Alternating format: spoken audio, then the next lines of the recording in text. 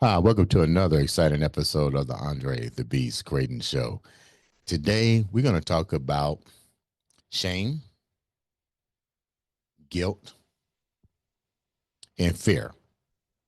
Let's call it the fear factor. A lot of us deal with it every single day, but we don't know why we deal with it. And more importantly, we don't know how to overcome it. And on top of that, we don't know what happens in the process of dealing with these things. Today on the show, we have a beautiful young lady that has witnessed all of these categories and has had an astounding revelation of self-worth, self-identity, and more importantly, she's understanding her purpose. I'd like to welcome to the show all the way from Connecticut, the one, the only, the beautiful Kerri. And welcome to the show, Kerri. Thank you for having me. Super Such a, excited to be with you today. off camera, you share a lot of information of trial, tribulation, and overcoming. Before we get into your story, tell the viewers a little bit about you before we get into your actual journey. So I'm 49. I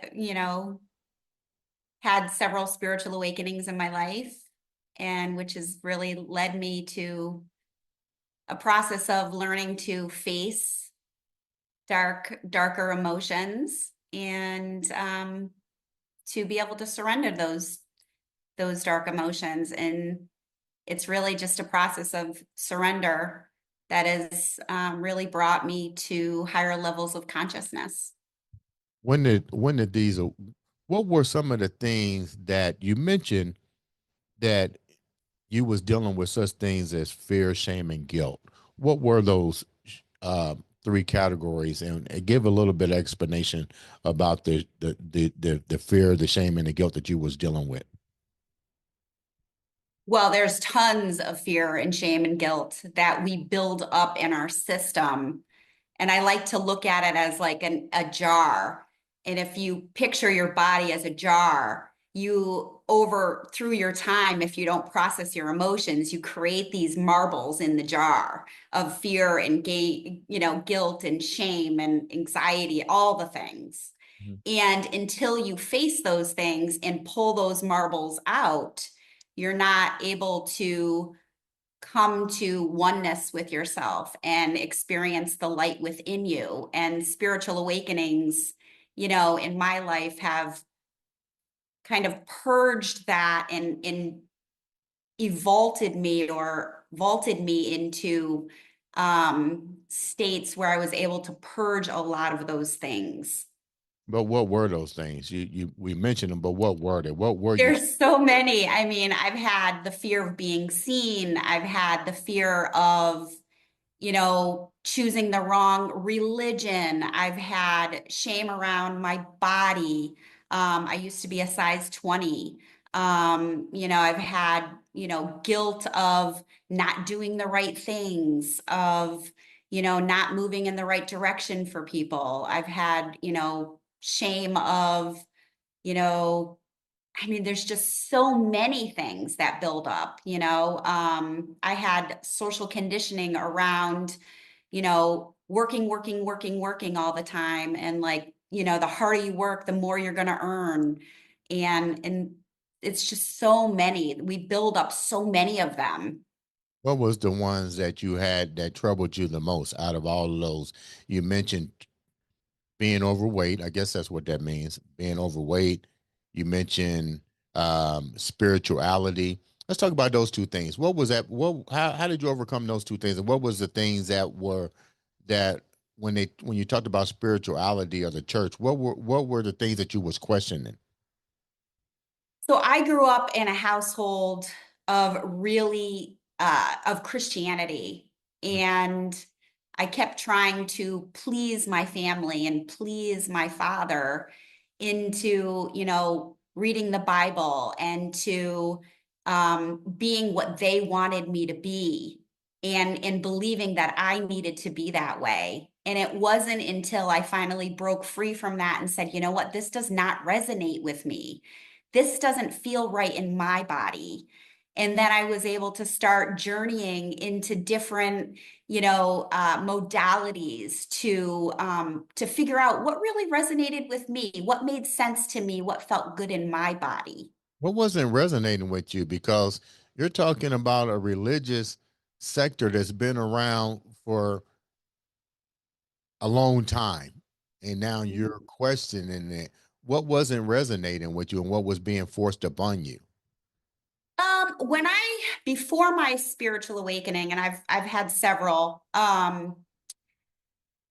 it was that was really big with my family was reading the Bible and following those teachings. And after my spiritual awakening, I tried to read the Bible and it just wasn't resonating with me. I was feeling a lot of fear around it. And so I started to look internally instead of externally. And I started to meditate and I started to gain answers to a lot of my questions just through sitting in stillness and allowing those thoughts to release and to watch those thoughts go by and found peace there. And now looking back on it, I don't have anything against Christianity. I don't have anything against the Bible, and everybody has their own way. And I think there's beautiful things in the Bible, but it's just not my way. Mhm. You mentioned body imaging and Mm. overweight. Explain that part of your journey. Well, for years, I mean, even when I was a little girl, I would be overweight and then I would go to the gym and I would do all these things and, try to eat better. And then I would lose all this weight and then I would go and back, gain the weight back again. And it was this constant flip flop back and forth. And it wasn't until later on in my spiritual development that I understood that there was an energetic vibration that I was experiencing. And it was an attachment to the food, and it was an attachment to shame, and it was attachment to guilt that I was able to notice the energetic vibration in my body and witness it. And once it's witnessed and loved and felt complete and full, you feel it completely and you open your heart to it, it then releases. And once I started that practice of every time eating and, noticing that energetic vibration that was attached to that, Mm. and I started to practice this in my life, was when I was able to release that. But I will say there is a level of consciousness that I did have to come to, and through meditation be very aware of my body and how my body feels to understand and feel those finer vibrations and energetic pulls to the food. And that has worked in multiple ways in my life, not just through, not just with eating and losing weight. Where did the guilt come in for you? I think when I would feel levels of guilt is when I would go and eat the food. So it's kind of like, we all have these, things in our life when we're not feeling good, we go and we eat the food, or we go and do smoke the pot, or we go and have the drink, or we go and do whatever. It's all different levels of suppressing what really needs to be felt and seen. You mentioned being afraid to show who you really was. What were you Oh afraid yeah. of? What were you afraid of showing? Explain that. Explain that a little bit. Well, there's been in my life in particular just so much of perfectionism and always feeling like I wasn't pretty enough or good enough, or I didn't have, the right words to say. And, I think with um, all of those things were blessings to show me higher levels of consciousness, but I had to look at them and I had to feel what that felt like in my body and accept the feeling in order for the feeling to be released. You dealt with 10 years of self growth. Why 10 years? Massive growth. Why 10 years? Well, that was 10 years ago, was actually really I call it my first spiritual awakening, was actually my second spiritual awakening, because I had a Kundalini awakening when I was a little girl. But 10 years ago, 10 years ago really catapulted me into realizing that the Bible, particularly in Christianity, did not resonate with me. And so I started to really seek out what it was for me that I believed. And I started learning and getting my hands on books and different podcasts. And I started to go towards what made sense for me in my life.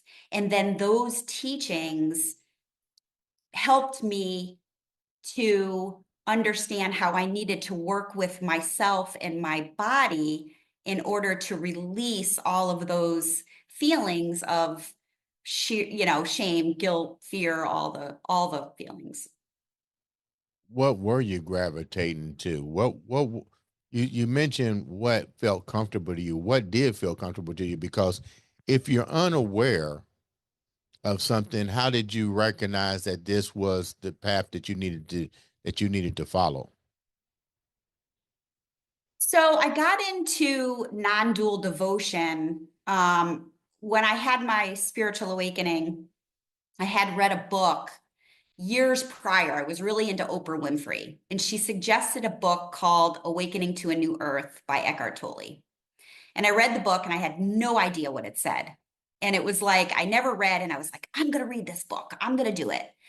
And I read this book from front to back and had no idea what it meant. So I put the book away. And when I had my spiritual awakening, the first thing that came to my mind was this book. So I ran all over my house looking for this book, and I read the book again, and I knew exactly what the book meant. And I started practicing what Eckhart Tolle had taught, which brought me down different teachers. And I would listen to the teacher. And if I was gaining knowledge from it and starting to use some of their modalities and they felt good in my body, that was the direction that started to like lead me down different paths. And then I got on to non-duality, and just recently kind of really dropped that as well. And my practice now really is, my biggest practice is meditation, gratitude, yoga, and really being aware of the present moment and how my body is feeling at all times. And when an emotion arises like that fear, game, guilt, shame, I then stop and I feel what it feels like in my body. And then I open my heart to it and accept that the feeling is there. And I understand that it's there to teach me a lesson. Mm. And I'm able to allow that feeling to like come over me and through me in my body. And it creates an opening inside of me. And once that is seen fully with your heart open to it with love, it's then released. And it's this practice that I keep doing over and over and over again. And it's really fear, shame, and guilt, and all of those things are just energetic vibrations that we have from this life and past lives that we still need to work through. Like even before this podcast, when we were talking about karma, Mm. it's just levels of energetic vibrations that need to be seen, because the way I see it is God is unconditional love. And I think a lot of people would agree that God loves unconditionally.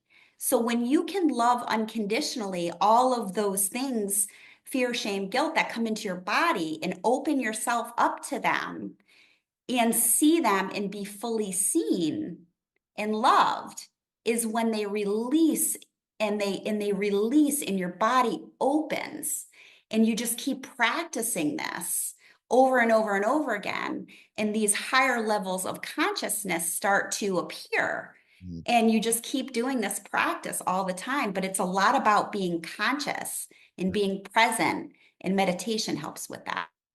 You mentioned that you had your first encounter with this as a child. Explain what that was like. So that the you got cut out there. Can you repeat that? I said you mentioned that your journey started as a child. What was that like for you as a child, and what actually took place at that time? So when I was a child, my father, um, my father came into his rebirth or awakening.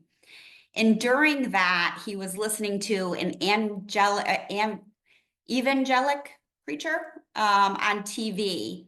And I was watching it intently, and it really touched me. I was like 10 years old, sitting on the floor, and I was really listening. And all of a sudden, I got hit by what felt like lightning. And I jumped up onto my dad's lap and I said to my dad, I said, "What just happened?" And he said, "You were touched by the Holy Spirit." And I didn't think anything of that. And years later, I have come to understand that I actually had a Kundalini awakening. What But exactly during was this, that? What is a kind of linear awakening for the a viewers? Kundalini awakening is when you feel like you've been hit by lightning. It's this massive surge of energy because everything is energy that comes up and through your body, and it clears out a lot of that, those dense emotions like the fear, shame, and guilt, and all of them. And it helps clear that up and out. And then once I had had that experience, things started happening where I was naturally seeing dead people and light beings and all of these things that were happening around me that I really didn't understand. Did you share that with anybody? Not when I was a kid, no. Not when I was a kid. Did any of those miracles diminish as you got older? They did. Yeah, they did. And I didn't share those things because I had levels of shame that I needed to process through. Mm. And it wasn't until recently where I started to really be open about that.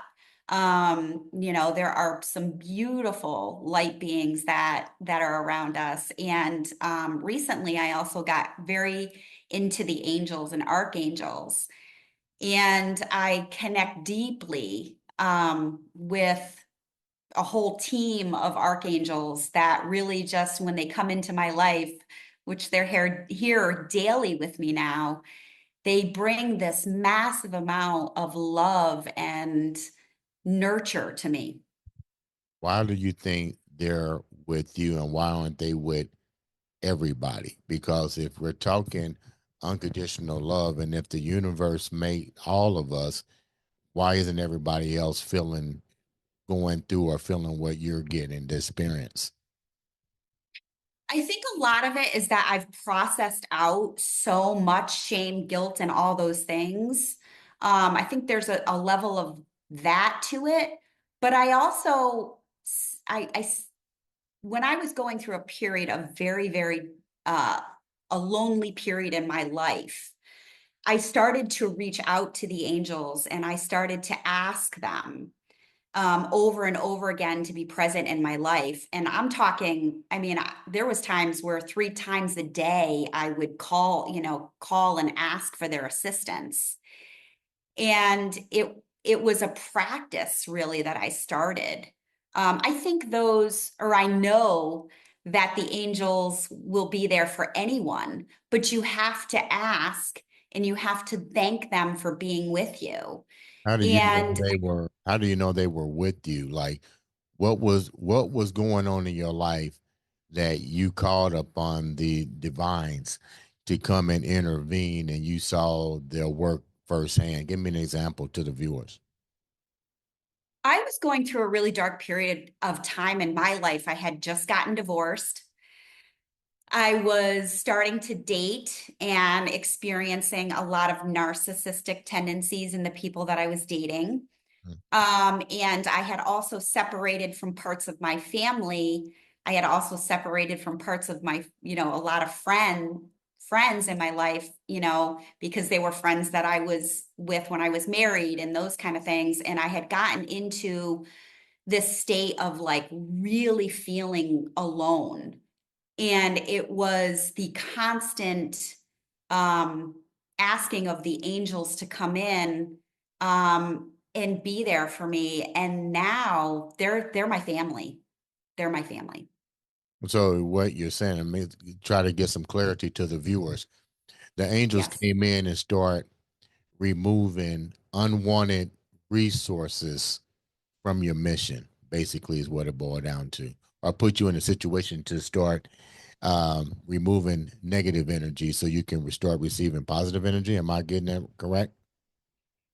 I have removed negative energies through a process of unconditionally loving those energies and allowing those to really feel and see those energies. Mhm. But I think what happened was is because I've processed out so much sheer, fear, shame, and guilt that I started to remove people from my life that weren't serving me. Mhm. But it did bring me into a state of loneliness. And during that loneliness, I started to call in those angels. And then I was starting to see synchronicities of other angels wanting to be part of my angelic team. So I would like listen to something and they would mention a certain angel and I would say, is this angel an angel that wants to connect with me? And I would get a feeling in my body. And if it was a good, tingly, wonderful feeling, then I would start to call them into my angelic team. And so daily, if not, I mean, I live with them all the time.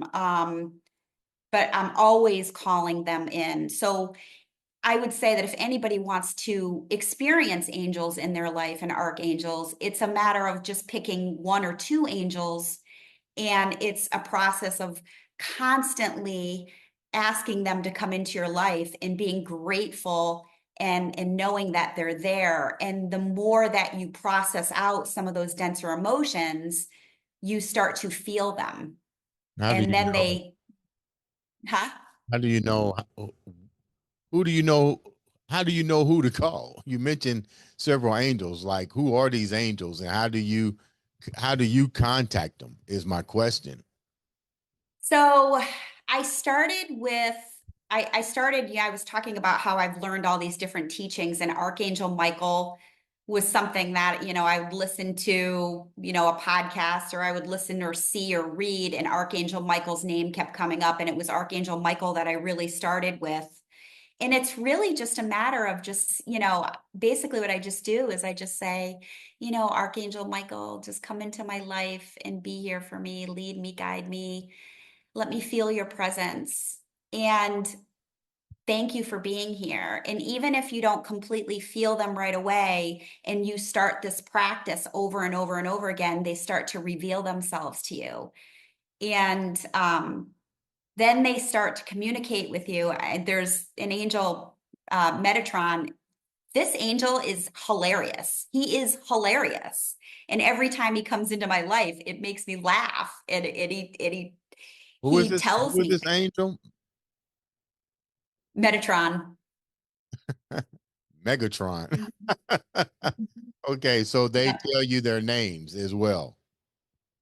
They will tell you their names and their energy presents themselves to you. When you get really in tune with energy and the way that you feel in your body, they start to come in and you can start to feel who's who and you can start to feel their energy. And like I was saying, like some of them are funny and some of them are very serious and stern and some of them are more powerful than others and you can start to feel their energies come into your body. So what's their purpose for humanity? You've been blessed with these gifts and now they're starting to resurface, but what is their purpose in as it relates to humans? For me, Their purpose is to allow me to feel one with creation, to know that there's a higher power, that they give me comfort and peace and levels of love that I don't think I could experience on my own. Because when their love comes in, it's almost overwhelming. And you have to like relax into it because the love that they give you is so profound.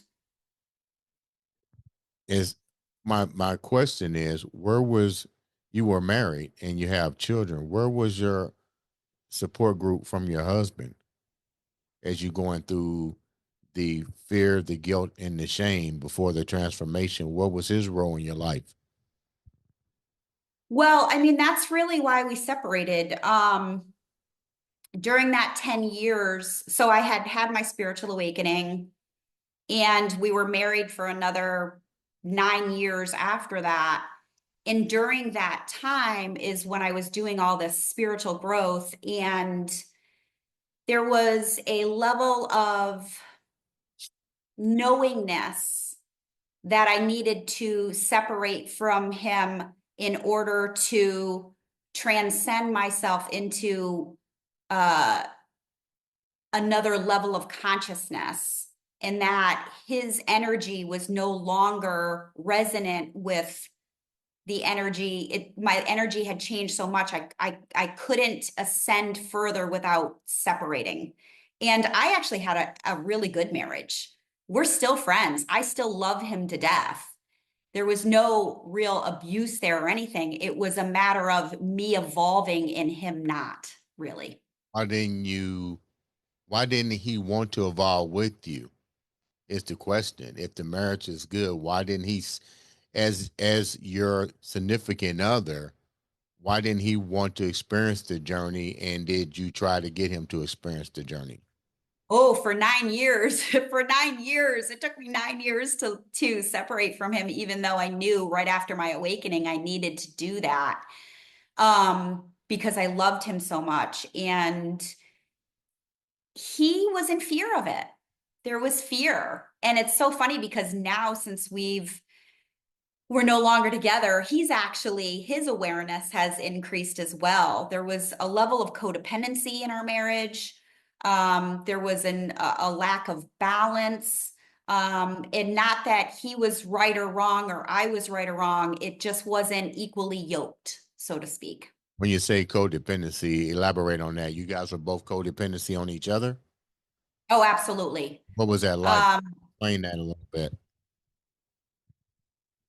we had a level of love and protection with each other. And it was a safety that we were feeling together to, it was almost like oh, how do you put that into words? It was always like a safety that we felt till the separation, that I realized that the love doesn't come from another person. The love comes within yourself and self love. And until you can truly have self love and real love for yourself, is in my understanding, not in is in my understanding, until you have that love, you really can't love another. Mm. And so it was this constant, gripping of each other and loving each other rather than really looking within and looking at yourself for the love that you really need. How did your Wholeness. how did your transformation affect your children? Because you don't want to always empower them with your beliefs. You kind of like, you you watch over them, but as they get older, they come into their own. So, how has your transformation affected the growth or the your children right now? So when I was growing up and when my father had his rebirth, he was constantly preaching to me about his beliefs. And his beliefs were that if I didn't follow things in a certain way, that I was going to burn in hell. And that's where so much fear had come over me with Christianity, and because of his teachings with me. And so, as far as my children go, what I do is I don't preach to them my beliefs as much as showing them. They see what mommy does. You know, they see that I give so much gratitude daily. They see that I meditate daily. And it's interesting that you asked this question because during my second spiritual awakening that I talk about 10 years ago, not the Kundalini one, my son, as a small child, came to me when I was in a state of bliss. And he looked at me and we had a conversation, and his eyes shifted in a really crazy way. And I always was like, wow, like what was that all about? And then now going forward, he's really like in tune and has this higher level of consciousness Mhm. that he shows me every once in a while that comes out. He's 13 now. Um, but I really think that there was a shift that occurred in him because he was experiencing me in this higher bliss state. Mhm. And I noticed that even with myself, that my eyes have changed throughout this process of cleansing, clearing, and surrendering to these emotions, that my eyes have gotten bluer and that the intricacies in my eyes have changed. And what brings me to that is the saying that the eyes are the window to the soul. And so it's been very interesting with me and eyes, you know, like paying attention to my eyes. You've been through a lot. You've conquered the fear, the shame, and the guilt. Maybe not all of it, but I'm working on it.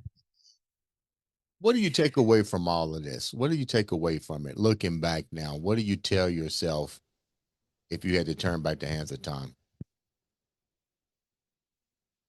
I'm right where I need to be now. Life is a journey. And I do have, if I could tell myself back then, I would say just keep seeking.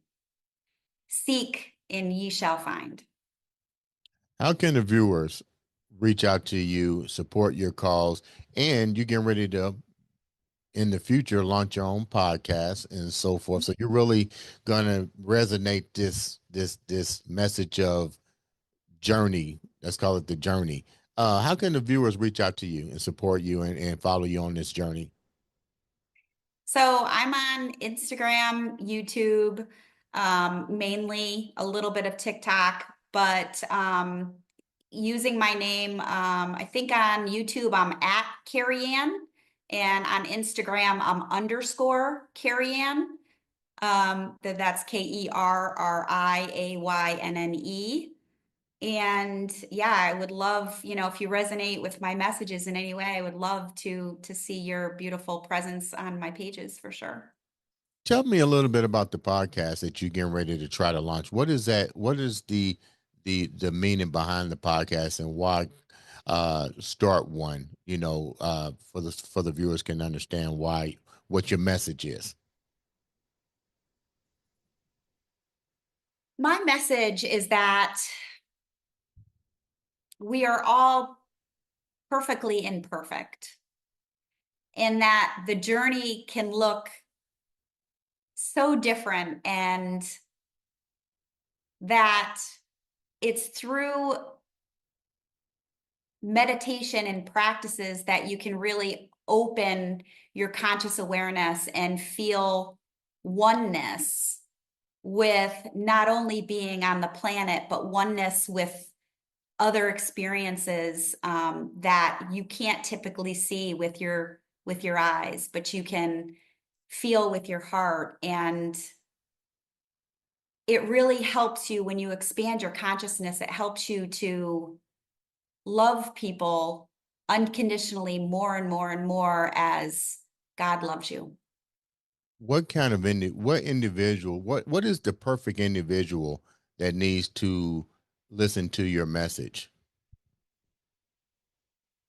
anyone that is looking for ways to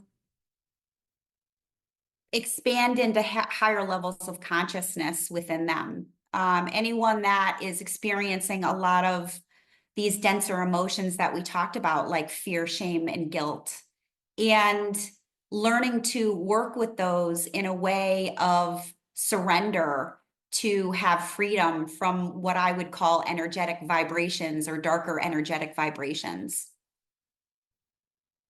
Wow. Leave the viewers with that beast mindset that you deal with every single day that keeps you going.